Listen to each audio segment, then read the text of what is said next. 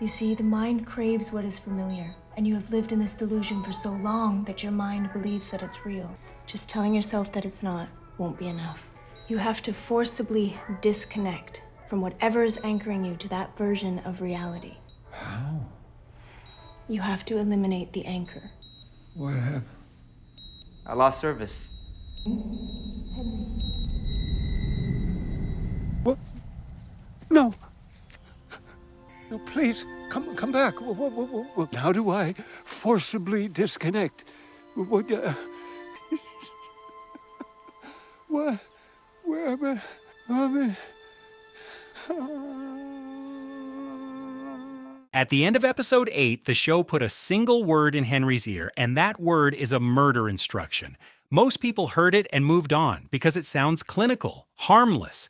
A nurse in a quiet hospital room telling a sick man what he needs to do to get better. She tells Henry that to come home, to stay in the good reality where his family's alive and whole, he has to eliminate the thing anchoring him to the township.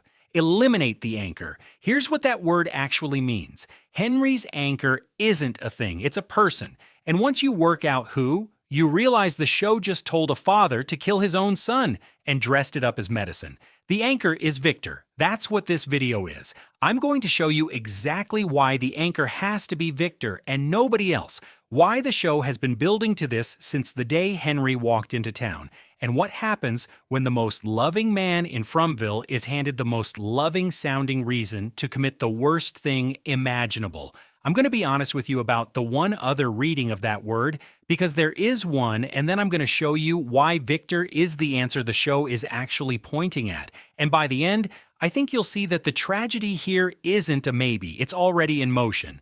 Let's get into it. Let's be precise about what's happening to Henry, because the whole thing turns on the exact words. This started back in episode 6. Henry, drinking low, sits down with Sophia for what looks like a kind moment between two people who've been through it. Except Sophia is the man in yellow wearing a face, and that drink wasn't a kindness. He put his own blood in it, and Henry drank it, and the visions started right after. By episode 7, Henry's hearing a heart monitor. He's waking up in a hospital bed with a light shined in his eyes, and his son Victor is sitting beside him. Except this Victor is in a suit and tie, calm, whole, nothing like the broken man who spent 40 years alone in that town. By episode 8, the visions have a full story attached. And then comes the instruction. To stay in this reality, the good one, Henry has to sever his connection to the dream. He has to eliminate the anchor holding him down in the false world so he can return to his family for good. That's the sentence.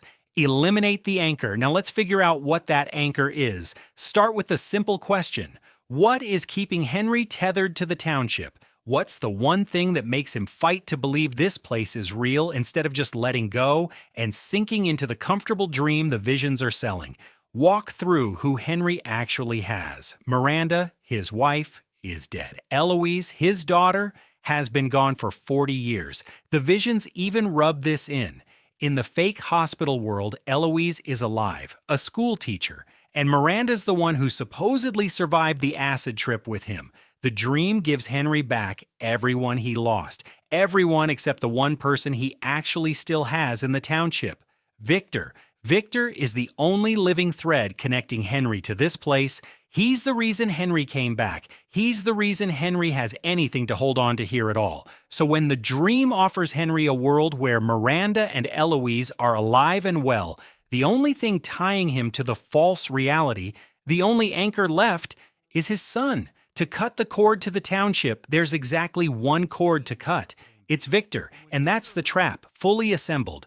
The dream gives Henry back his dead wife and his dead daughter and asks for only one thing in exchange: the living son. It's not random which family members the vision resurrects and which one it leaves out. Miranda and Eloise are bait. Victor is the price. The man in yellow built a fantasy that's perfectly shaped to make Henry trade the one person he can still save for two people he can't. Look at what the real Victor's doing in this same episode, because the show stages it like a knife. While Henry sits in the fake hospital being told to eliminate his anchor, the actual Victor is off teaching Ethan what he calls post-massacre prep, how to use the dolls to survive being the last one alive, the way Victor himself once did as a boy. So in one episode, you've got Victor teaching a child how to survive a slaughter, and Victor's own father being programmed to commit one. The show is holding those two things up side by side. That's not an accident. That's the writers telling you where this is heading. Now, I want to be straight with you, because if I just told you it's definitely Victor and moved on, I'd be skipping the part that actually makes the case solid. There's a second way to read eliminate the anchor. Some people watched that scene and heard it as a push towards suicide. The logic isn't crazy. If the whole dream is telling Henry that his body is lying in a hospital bed and the township is just his coma, then the anchor holding him in the dream could be read as Henry's own self. His own presence in the false world, and that and the dream wake up, and given how dark this show is, a storyline where the visions talk Henry into taking his own life isn't off the table. So why do I land on Victor instead? Because of what this show is and what this villain does. We've been told, flat out, going back to the start of this season, what the man in yellow wants. He says his favorite part is when the residents turn on each other and tear themselves apart. That's the goal. Not one quiet death in the woods. The community ripping itself open. A lone suicide doesn't serve that. A father gunning down his own son in the middle of town absolutely does. And there's precedent, because this exact move has a body count already. We've seen the town take someone good, convince them none of this is real, and point them at the people they love. We watched it happen with Abby. She didn't walk into the woods alone. She walked into the square with a gun, telling everyone it was a dream and she was saving them, and she started killing. The town's signature isn't self-deletion. It's turning love into a weapon and aiming it outward. So when the man in yellow tells Henry to eliminate his anchor, the pattern says the anchor is a person, and the person is the one he loves most in this place. Suicide is the reading that protects you from how dark this is. Victor is the reading that matches everything the show has actually shown us about how this town kills. I'll take the second one. And that's the part that should put a chill in you, because the show has run this exact play before, and it ran it on the same family wound it's about to reopen. Go back to what happened with Abby. She broke inside this town, and the shape of her break is identical to what's being built in Henry right now. She became convinced none of it was real, that the town was a nightmare, a dream, and nobody in it could truly die. She decided the kind thing, the rescue, was to wake everyone up. So she got a gun and walked into the square, and as she shot people, she told them it was okay, that you can't die in a dream. Boyd came running out of the forest carrying talismans, and Abby turned to him and said the quiet part. It's impossible you survived out there if any of this were real. The proof in her broken logic that it was all a dream. And then their son Ellis came running in. Abby turned the gun toward her own child, and Boyd shot her to save him. Now line Henry up against that beat for beat. Abby was convinced the town wasn't real. Henry's being convinced the town is a coma dream. And Abby, at the peak of it, turned her weapon on her own child. That's where Henry is being walked. Parent convinced reality is fake, aiming at their own kid, believing the whole time that they're saving them. The only thing the town changed is the delivery. Abby fell the slow way, ground down over time until she broke on her own. With Henry, the town found a shortcut. It put the man in yellow's blood straight into his body and fed him the conclusion.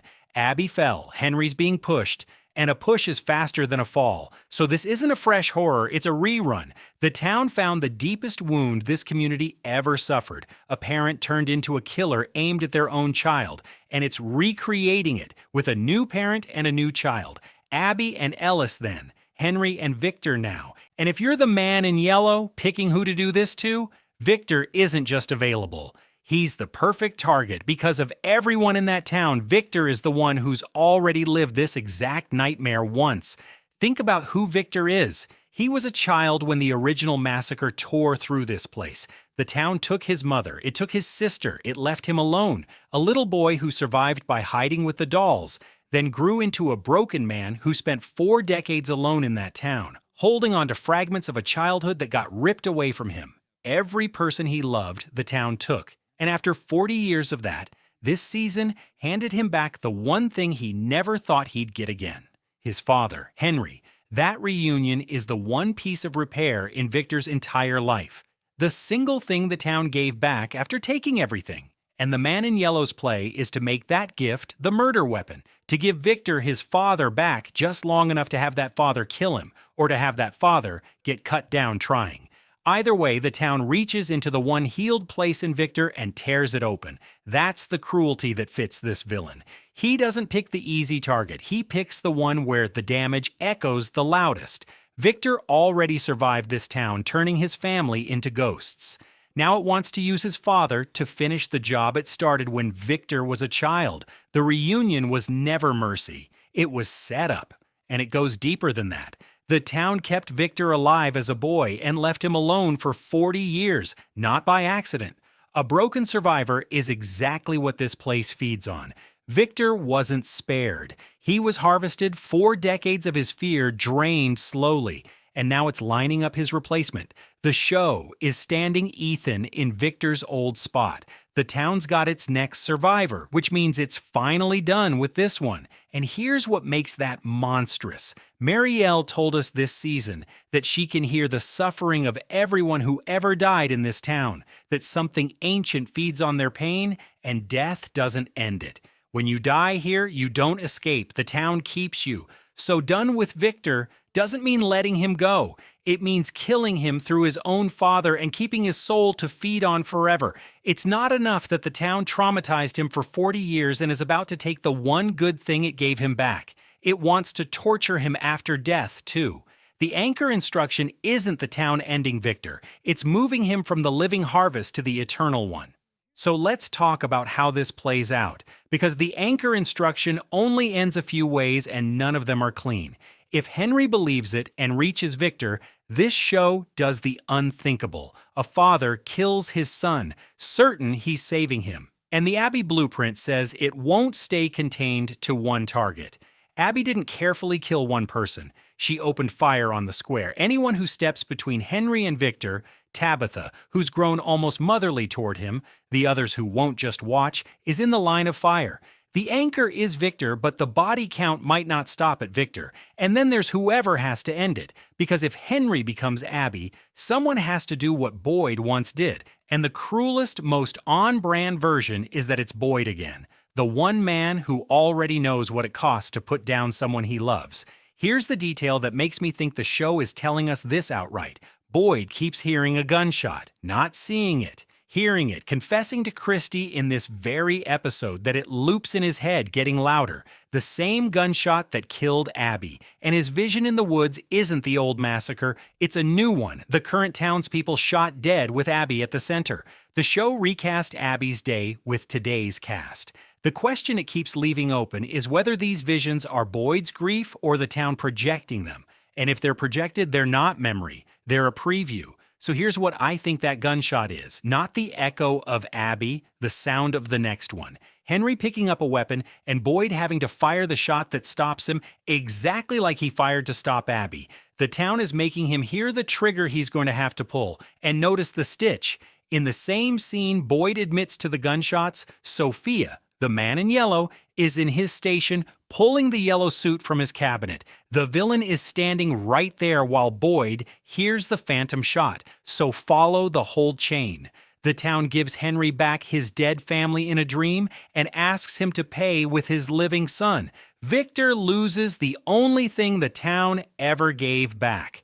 And Boyd, who already did this once, becomes the executioner a second time. The premonition wasn't a warning he could act on, it was the town making him listen to it coming. One word in a hospital room that isn't real and it breaks Henry, kills Victor, and finishes Boyd. That's what Eliminate the Anchor actually sets in motion. So here's where I land. I think the anchor is Victor. I don't think it's close. Every other person Henry loves is already dead or already returned to him in the dream. The only living tether he has to the township is his son, which means the only thing the vision could be telling him to sever is Victor. The show didn't pick those words by accident. It chose the one instruction that turns a father into his son's killer and called it a cure. And I don't think it's only to break people. I think Victor's long run as this town's survivor may be ending, with Ethan stepping into the role, and removing Victor through his own father is how the town turns the page. What I don't know is whether Henry goes through with it, whether someone reaches him before he does, or whether Boyd ends up standing where he stood once before. That's the part still in play, and that's what I want to hear from you on. Because there are really 3 endings here. Henry reaches Victor, and the unthinkable happens. Or someone breaks the spell and gets through to Henry, makes him see the blood and the lie before he picks up the gun. Or it goes the way it went with Abby, and the only way to stop him is to put him down. I lean toward this show being brave enough and cruel enough to make at least one of those land hard before the season's out, because episode 8 didn't plant this to walk it back. You don't give a man a murder instruction in the 3rd to last episode and let it fizzle. So tell me, the anchor is Victor. Do you think Henry actually does it? Does someone save him from it? Or does it cost him his own life to stop? Drop it below. And if this changed how you heard that hospital scene, subscribe. We're covering every episode through the finale. And after episode 8, the worst of it is still coming. See you in the next one.